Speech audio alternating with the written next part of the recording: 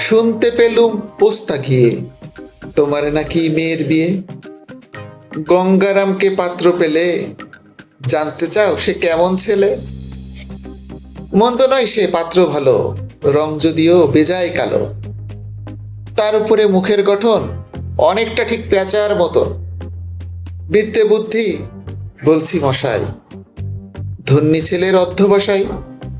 19টি বার ম্যাট্রিকে সে ঘায়েল হয়ে থামলো শেষে। দিশায় আশায় গরিব বেজায়, কষ্টে সৃষ্টে দিন চলে যায়। মানুষ তো নয় ভাইগুলো তার, একটা পাগল একটা গোয়ার। আর একটি সে তৈরি ছেলে, জাল করে নোট গেছে জেলে। কনিষ্ঠ টিপ তবলা বাজায়, যাত্রা দলে 5 টাকা পায়। গঙ্গারাম তো কেবল ভোগে পিলের জ্বর আর পাণ্ডু রোগে। কিন্তু তারা উচ্চ বংশ, কংসরাজের বংশধর। শ্যামলাহরি বন্য গ্রামের কি যেন হয় গঙ্গারামের।